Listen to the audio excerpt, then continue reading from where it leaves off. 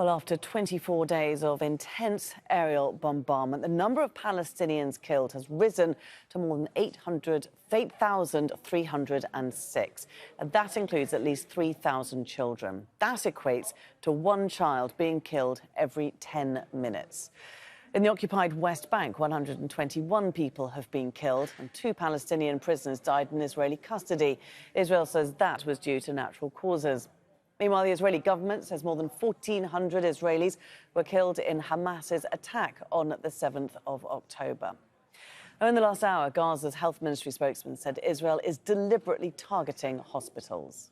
The Israeli occupation have repeated threats to Al-Quds hospital that belongs to the Palestinian Red Crescent, and they attacked the vicinity of the hospital, and they called the director of the hospital to evacuate it. And here we need to say that the Israelis have intention, bloody intention, more than the situation in the Baptist hospital. Let's go to Youmna El Sayed now. She is reporting from inside Gaza as well. And Youmna, Safwat was just telling us that a number of people have been receiving messages from the Israeli army warning them to leave the area. You've received one of those messages. Tell us what it said. Yes, the message or the phone call that we received was from a private number. He literally said, he gave my husband's full name and told him that this is the Israeli army. We are telling you to evacuate south because in the coming hours it's going to be very dangerous in the area where you are. My husband told him that we know that there are incursions or an Israeli tank and other tanks in Salahuddin Street, and that's the main street tying Gaza to the south. And he said, I can't answer you on which route you would take, but main street could be relatively safer. You should find out which one yourself, but you need to move now. So my husband asked him,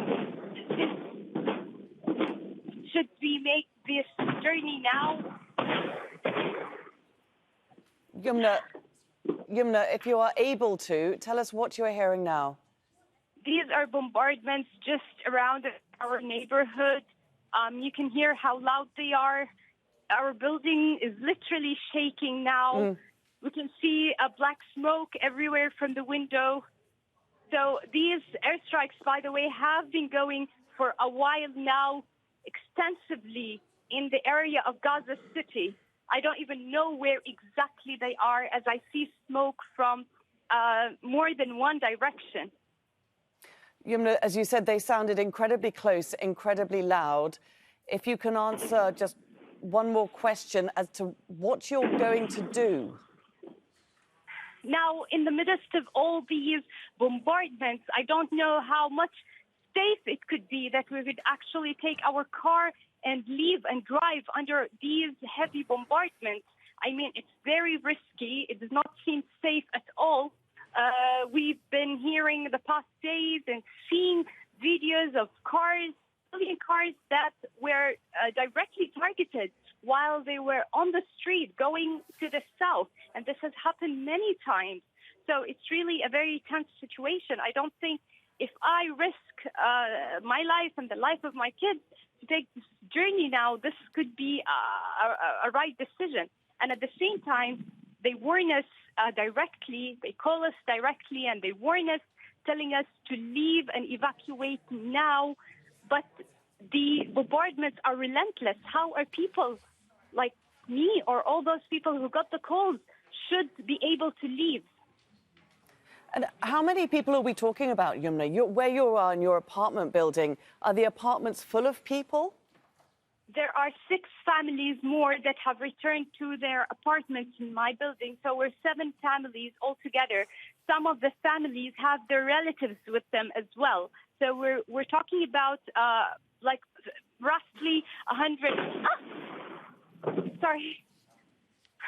Youmna, If you need to go, please go and find a safer area for you and your children and your husband. I'm just inside the room, and it just felt so close. It sounded close. Yes. So as I was saying, we're roughly 100 persons in this building where we are. Youmna, what are you going to do? As you said, you've got your children there. There are 6 other families in that building. These bombardments are so close that you can feel the building shaking. The Israeli army has told you to get out and to move south, but you don't know a safe route to do so. And if the bombardments are surrounding your building, how do you even leave the building, let alone know what route to take? It sounds as if you're trapped. That is exactly how the reality of the situation is. And also, Laura, I want to tell you that none of the other families in the building got that call. I mean, that call was made directly just to my husband. We usually get these calls from numbers that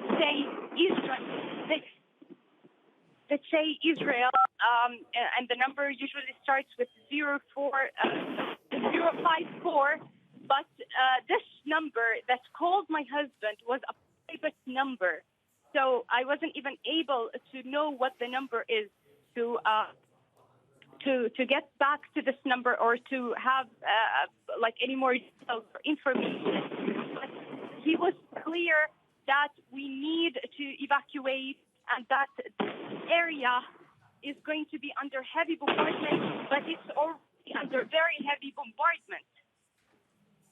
Youmna, I mean, it's extraordinary that we are talking to you as we can hear those explosions going on around you, around your building. I just want to commend you for continuing to talk to us and staying on the line. Thank you for doing so. What is causing those explosions? Can you see, can you hear what is the nature of them? What kind of explosions these are? Yes. We're usually, like when we hear these kind of explosions, they have been going through all night, and are saying that these are F-16 missiles. These are they are the ones that this amount of smoke and this kind of bombardment. Now, these F-16 missiles, as I've just mentioned, have been going on since last night. So it was basically the same sound through the hours of the night and this morning and until now. So these are aerial bombardments? Yes, of course. And we hear the air jets very loud in the sky around us. The Israeli war jets are everywhere in the sky. You can hear the sound of the war jets in the sky. And we've been hearing reports of Israeli ground operations expanding towards Gaza City, reaching the outskirts of Gaza City. As you said, there are tanks on the Salah al-Din road, which joins north to south Gaza, blocking that route of escape for you from Gaza City to the southern areas. What are you seeing in terms of this operation and an intensification, perhaps, of the fighting? Well, I think that since their incursion has happened, especially in that center part where they're separating the northern Gaza from the central and southern Gaza, just to make it easier for the Israeli military as it goes into the Gaza Strip and infiltrates more into Gaza City, that area now is going to be a very dangerous and risky area. We don't know how far we should expect these tanks to come closer to the city. But again, we're talking about a very small territory. So basically, it's just a couple of kilometers from Gaza City to Al Brigades, where these tanks are. And these tanks in previous wars, like the 2014 war and 2008 war, people said that they entered until the Tel El Hawa neighborhood. So basically now Tel El Hawa has been completely bombarded. It's something that it's like it was, paving the road for this incursion to happen. where there are no more high residential towers in that area, as they have all been destroyed. And it's so much easier for the tanks to be seeing and the air jets, the war jets, to be seeing exactly what is on the ground around them.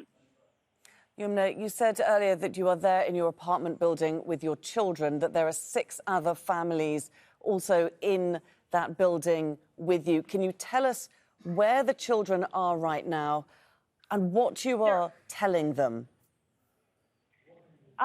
Now, we're always together as neighbors. We never leave each other because it's safer when we're together, and especially hearing such bombardments, the kids get scared a lot. So I'm in a room alone, and they're all outside in the living room together with the neighbors' families.